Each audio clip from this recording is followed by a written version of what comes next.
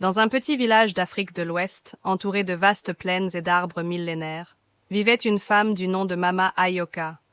Grande et imposante, elle portait toujours des pagnes aux couleurs éclatantes et un sourire chaleureux qui cachait un secret ancestral. Elle tenait la meilleure gargote du village, un lieu où se retrouvaient voyageurs et habitants pour savourer ses plats réputés.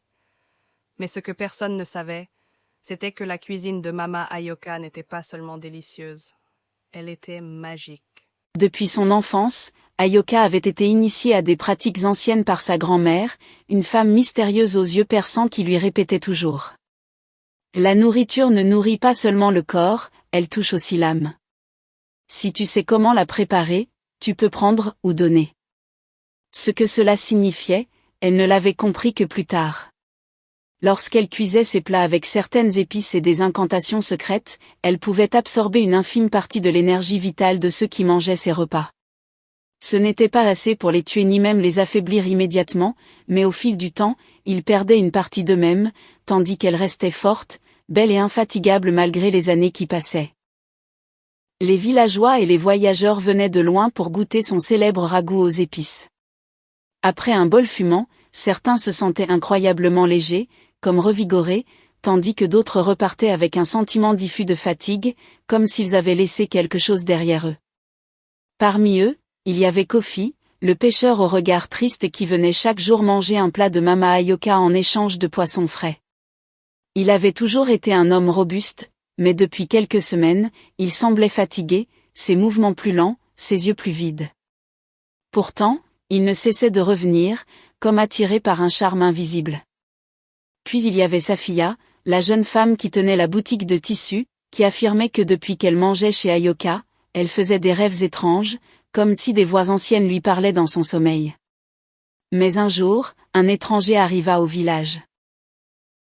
Il portait une longue cape sombre et avait des yeux d'un éclat surnaturel. Il entra dans la gargote et s'installa à une table, observant en silence les clients qui mangeaient. Lorsqu'Ayoka s'approcha pour lui servir son plat, il la fixa longuement avant de dire d'une voix grave. « Je sais ce que tu fais. » Mama Ayoka ne laissa rien paraître, mais en son fort intérieur, une alarme retentit. Peu de gens étaient capables de percevoir son secret. « Je ne comprends pas de quoi vous parlez, voyageurs. » « Mangez donc, mon ragoût est le meilleur du pays. » L'homme sourit légèrement et prit une bouchée. Dès qu'il avala, son expression changea. Il posa lentement sa cuillère et la regarda dans les yeux. « Tu prends plus que ce que tu ne devrais. Un jour, la balance se retournera contre toi. Tu es forte, mais chaque force a une faille. » Puis il se leva et partit sans un mot de plus, laissant Ayoka avec un frisson glacé dans le dos. Cette nuit-là, Mama Ayoka fit un rêve étrange. Elle se vit debout devant sa grande marmite, mais cette fois, elle n'était pas seule. Une ombre se tenait face à elle, immense et sans visage. Une voix profonde résonna dans l'obscurité. « Chaque chose a un prix. Tu as pris, maintenant il est temps de donner. » Quand elle se réveilla, son cœur battait à tout rompre. Elle se leva et alla vers sa marmite encore fumante. Le lendemain matin, les clients arrivèrent comme d'habitude. Mais Ayoka resta figée devant son feu. Elle devait faire un choix, continuer et risquer la colère des esprits, ou changer sa manière de cuisiner, en rendant plutôt qu'en prenant. Pendant plusieurs jours, Mama Ayoka évita de cuisiner, prétextant une maladie soudaine. Les villageois étaient perplexes, mais aucun n'osa la questionner. La nuit, elle faisait toujours le même rêve, l'ombre grandissait, s'approchait, lui murmurant qu'elle devait réparer ses torts. Un soir, alors qu'elle était assise seule devant sa marmite froide, une vieille femme apparut sur le pas de sa porte. Ses yeux brillaient d'une lueur familière. « Tu n'as plus le choix, Ayoka. Le cycle doit s'inverser.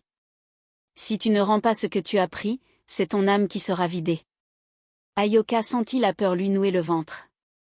Cette femme, c'était l'esprit de sa grand-mère. Mais comment puis-je ?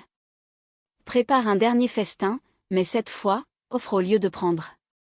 Ayoka savait ce qu'elle devait faire.